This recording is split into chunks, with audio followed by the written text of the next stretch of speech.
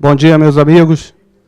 Gostaria de agradecer a presença de todos nesse evento mensal que fazemos, o Sindicato dos Delegados de Polícia Federal do Rio de Janeiro, junto com o Sindicato dos Delegados da Polícia Civil do Rio de Janeiro e com a Associação dos Delegados de Polícia Federal no Rio de Janeiro. Essas três entidades fazem todo mês um evento aqui nesse hotel e hoje somos agraciados com esse tema tão importante que é o debate sobre o idoso. Se Deus quiser, todos nós chegaremos lá, né? Chamo para compor a mesa o delegado de Polícia Federal, Antônio Raiol, que vai conduzir os debates sobre o tema.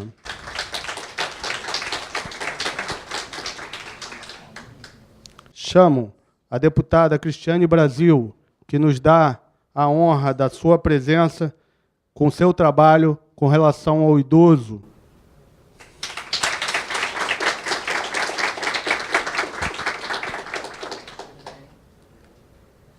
Gostaria de chamar também a desembargadora Ivone Ferreira Caetano, corregedora geral unificada das polícias.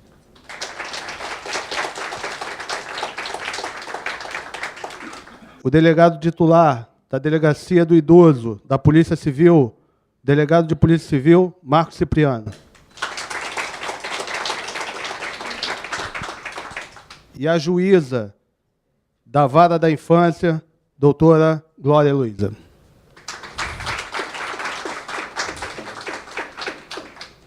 Obrigado pela presença. Com a palavra, doutor Raiol. Bom dia a todos.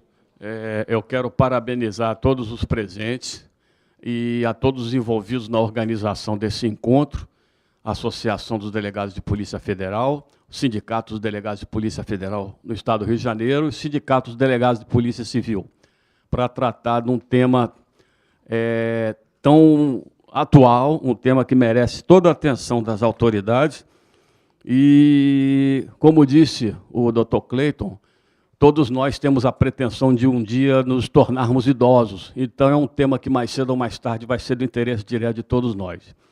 E eu acho que eu fui convidado para ser o mediador dessa mesa aqui por ser o mais jovem idoso do Sindicato dos Delegados de Polícia Federal. Eu recentemente ingressei nessa categoria, já tirei até meu cartãozinho de idoso para estacionar. Entendeu? Não me sinto idoso, mas a lei diz que eu sou idoso, então tenho que me conformar. Até nós vivemos ontem uma alteração no Estatuto do Idoso, que foi muito bem-vinda, que foi a criação, vamos chamar assim, da preferência especial, que é o idoso mais idoso, que é aquele maior de 80 anos.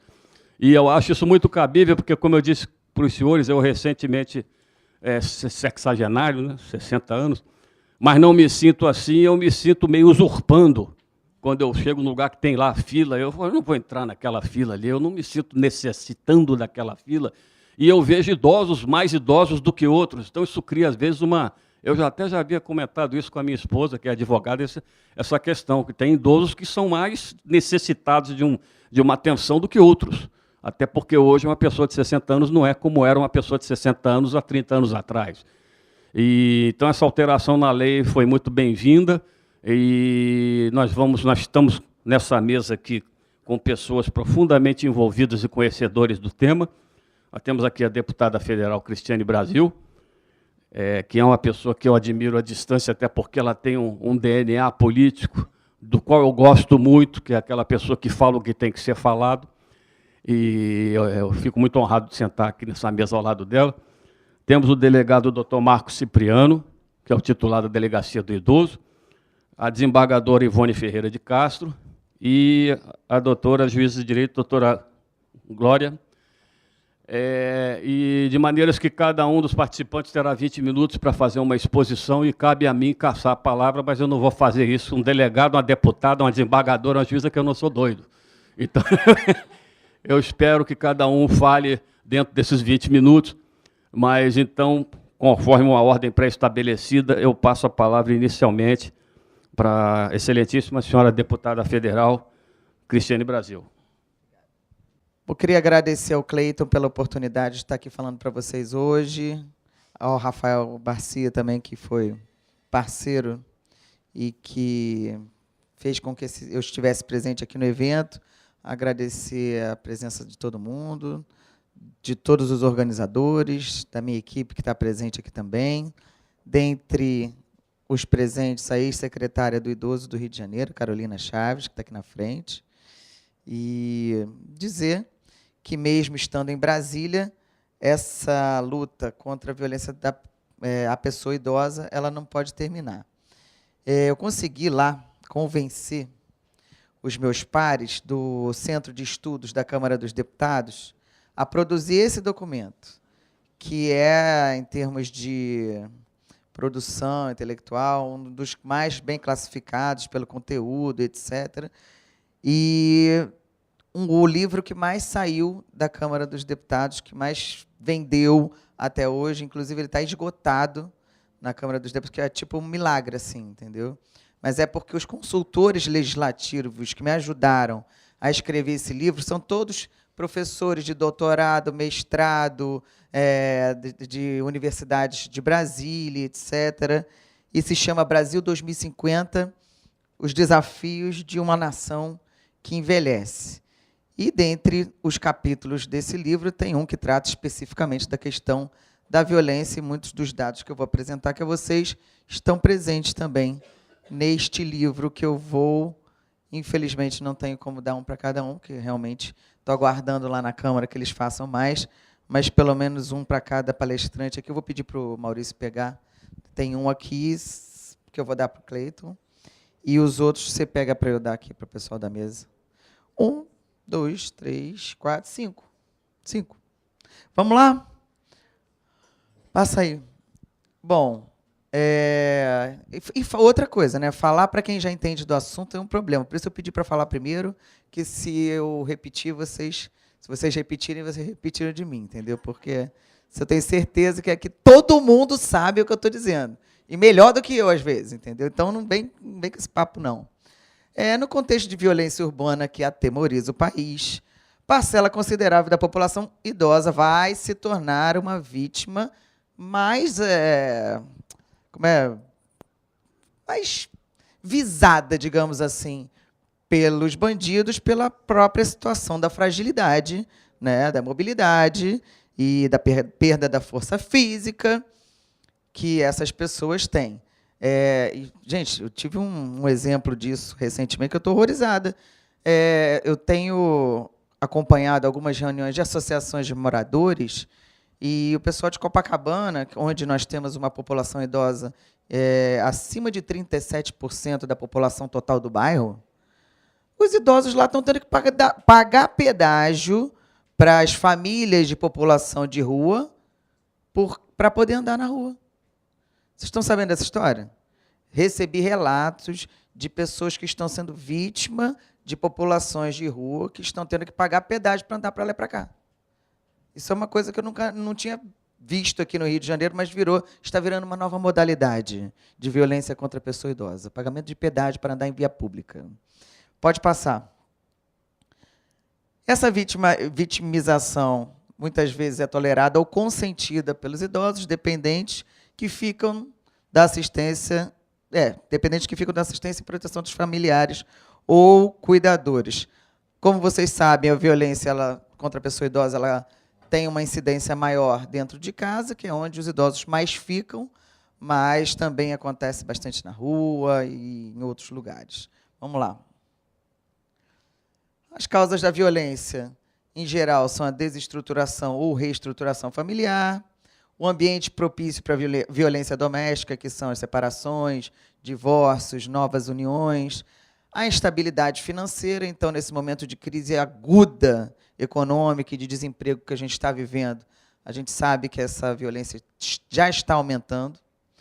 Os movimentos migratórios nacionais em busca de oportunidade de trabalho e participação crescente das mulheres no mercado de trabalho, pois as mulheres hoje não são mais aquelas cuidadoras universais que eram há 20, 30 anos atrás. A gente teve que sair para trabalhar, os maridos já não estavam dando conta do orçamento doméstico, a gente malcria os filhos, o que dirá conseguir ainda tempo para dar atenção devida aos nossos pais, aos nossos avós, aos nossos parentes. A tipologia da violência: violência física, psicológica, o abandono também é uma forma de violência, a negligência, e é uma das formas de violência mais presentes no Brasil, é não cuidar do idoso quando você poderia. Violência financeira ou econômica, que tem também aumentado grandemente no Brasil, os casos de violência financeira ou econômica. Violência medicamentosa é também uma forma de violência. E essa que eu acho assim, uma das mais cruéis, que é a violência emocional e social, né? Você desrespeitar a dignidade, a autoestima e a identidade de uma pessoa que ultrapassou as barreiras dos 60, 70, 80, 90, 100 anos. Vamos lá.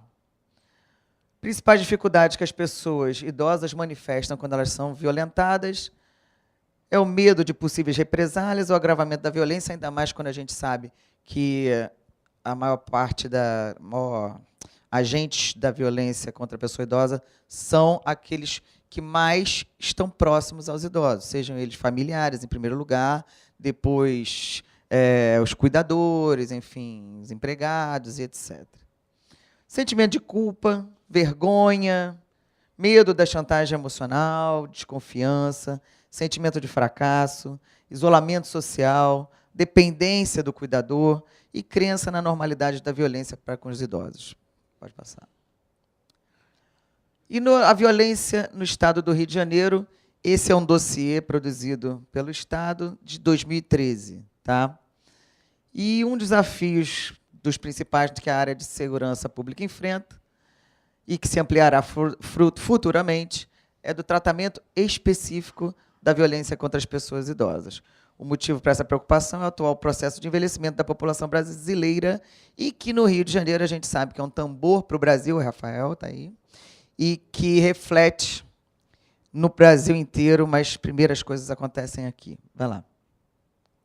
Você vê que até a quebrar os estados, a quebradeira começou pelo Rio de Janeiro também.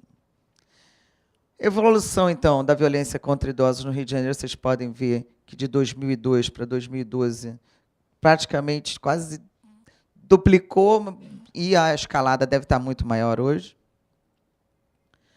Percentual do registro de delegacia, isso aqui é óbvio. Tem uma delegacia do idoso, então tem um percentualzinho correspondente à delegacia do idoso, e nas outras é que realmente se concentram as denúncias e os registros nas delegacias de violência contra a pessoa idosa.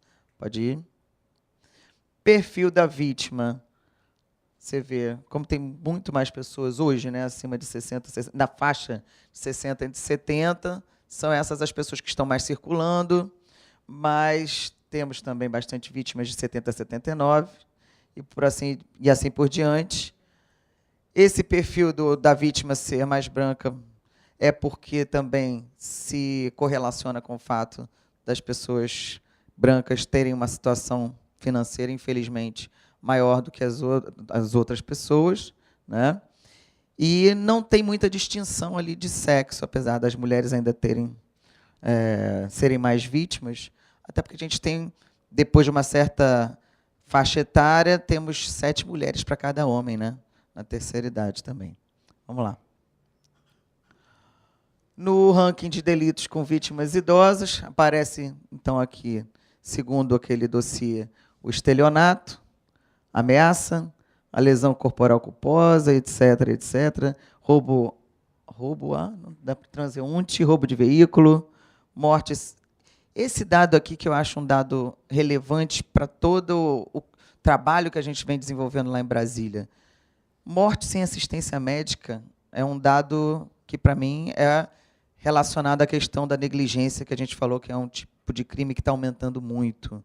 Mas a falta de cuidadores, hoje, familiares, sociais, profissionais, a falta de instituições para cuidar dos idosos, com certeza é uma das causas dessa triste dado de violência contra a pessoa idosa, e essa causa de ranking, né, do delito com para vítimas idosas. Tipo de local do crime, então. Os idosos estão mais dentro de casa, violência dentro de casa. Via pública, condomínio, estabelecimentos comerciais, bares e restaurantes, etc. Dia da semana do crime que acontece. Domingo e sexta-feira, como dias importantes de se reparar, mas domingo os idosos saem mais de casa. Domingo as famílias estão mais em casa. E é um dado interessante da gente ver. Outro. Dia do mês, esse aqui é bem óbvio da gente fazer uma ideia por que acontece isso, né? No dia 1º do mês e no dia 10 do mês. Dia 1º, um monte de gente recebe, dia 10 tem a outra parte do pagamento de um monte de gente, e até os bandidos já sabem disso, portanto, eles deixam para cometer os seus crimes nessas datas. Vamos lá. E a provável relação entre o autor e a vítima, aqui tem nenhuma, não sei se, enfim, se esse dado ele realmente corresponde à realidade. E amigo, vizinho conhecido, filho, outros parentes, companheiros ainda, comparecendo com um dado assim elevado, né? E etc. Ex-companheiro, né? Trabalho e outros. Vai. Quis botar um pouquinho para vocês das atividades legislativas sobre o tema. Tem um projeto de lei, que é o 7.350, que é de minha autoria, que tipifica crimes contra a pessoa idosa. Um outro projeto também, que eu sou autora, estabelece mecanismos céleres e eficientes de proteção ao idoso em situação de risco, que foi, inclusive, uma sugestão do Rafael. Projeto de lei 2029-2015, também de minha autoria, que é um projeto que eu sempre digo que é, para mim, um dos mais importantes de eu aprovar nesse meu primeiro mandato, que é a Política Nacional do Cuidado, para que a gente crie uma política única que trabalhe transversalmente entre os ministérios que são da assistência, direitos humanos, da saúde e outros, mas para dar um direcionamento maior sobre essa questão do cuidado, porque na falência da família, na falência do Estado e da sociedade, a gente tem que ter pessoas profissionais para cuidar daqueles que precisam, e não é só dos idosos, no caso, toda a população vulnerável. São as crianças, os idosos, os portadores de necessidades especiais e de doenças raras. Então, esse projeto ele contempla essas hipóteses, e, juntamente com ele, a gente está trabalhando para que a profissão de cuidador também seja regulamentada o mais breve possível. Né? Isso não resolve o problema em si, mas até a própria questão. Pode passar. A própria questão da segurança pública ela não vai ser suficiente se nós não criarmos as políticas públicas e as estruturas sociais para darmos conta desse problema. Então, a minha grande busca, a minha grande briga em Brasília é para fazer com que tanto o governo quanto os deputados e senadores tenham a certeza de que a gente tem que trabalhar junto. E quanto mais criarmos políticas públicas, orçamento e etc., unificarmos essas políticas e dermos luz a elas, nós estaremos fazendo a nossa parte para não sermos nós também negligentes com relação ao envelhecimento populacional, que eu garanto a vocês é uma coisa que eu não quero ser. Tá? É isso. Acho que acabou. Esse é o livro. Como eu falei para vocês aqui, eu não tenho ele fisicamente, gostaria de dar um para cada um, eu vou dar para os palestrantes, mas tem ele em PDF na Câmara e é baixado gratuitamente. Então, caso vocês tenham interesse em ter esse livro também, está aí o endereço. Pode passar. O dossiê da pessoa idosa, que embasou o meu trabalho. E esses são os meus contatos, para caso os senhores e as senhoras queiram falar comigo. Muito obrigada. E desculpa aí tirar vocês da mesa.